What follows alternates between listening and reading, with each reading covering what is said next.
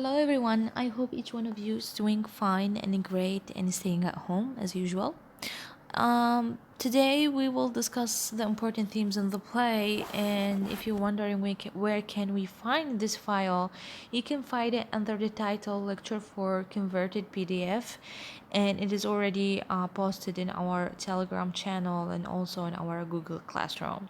So starting from the beginning with the themes, we will start with rhetoric and conspiracy, and then we will move on to politics, morality, fate, leadership qualities, and then ambition, and then finally death. So today let's start with rhetoric and conspiracy. You might probably wonder what is the meaning of rhetoric. So if you do remember that I mentioned this word in when I was explaining the plot summary.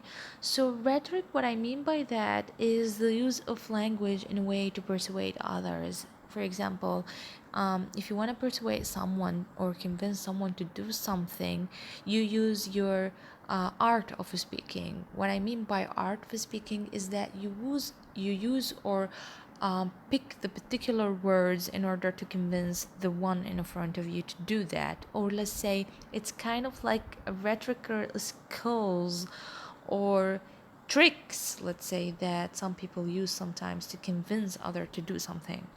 And in the play we have Cassius here, if you do remember. He's the one who's having these rhetorical skills.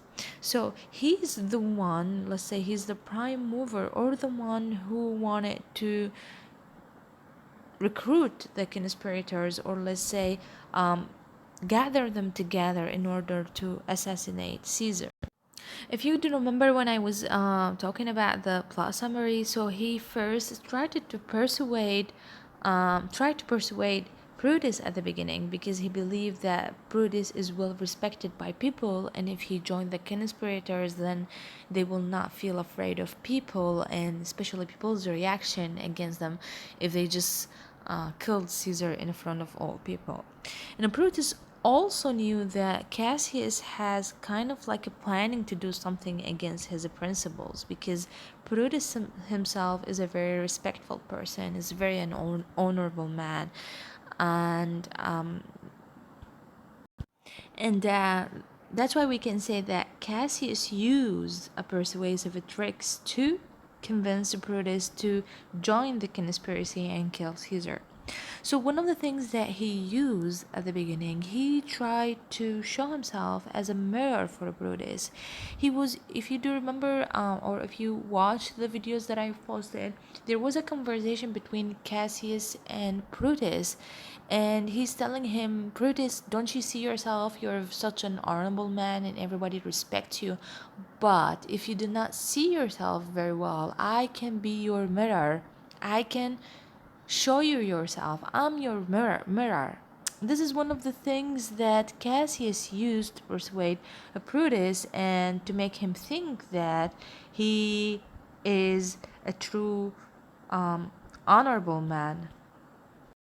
Not only that, he also tried to talk to him and tell him that, he rescued Caesar once when he were swimming in the river. If you do remember when I told you that Cassius started to use a persuasive stories in order to convince Brutus that Caesar is not a king or not a godlike figure, rather he's a normal human being.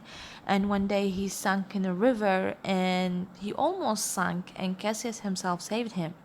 And another day Caesar had the falling sickness because he was very sick, and this is considered to be weaknesses if it is compared to any Roman history leader at that time.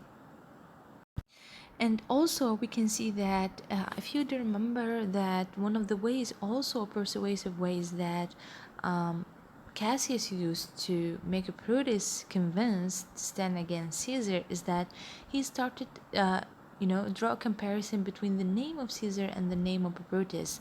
And he said that the name of Caesar and Brutus, both of them were the same, both of them look the same. Why Caesar should be a king and you're not? And we are not doing anything concerning this topic. And Brutus also started to think and tell him, give me some time to think, which means that Cassius' words were very powerful that started to affect Brutus himself and move him.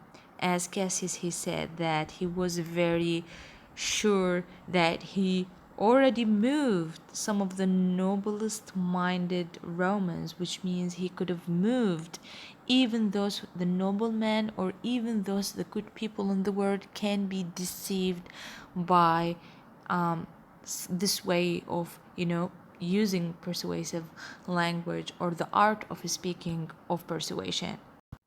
If we can see also that the whole conspiracy of killing Caesar relies on persuasion. How can we make sure of that? Is the conspirators themselves also, they were very confident of themselves that they can persuade others to join the conspiracy. And Decius, one of the conspirators, was very sure that he can persuade Caesar to come to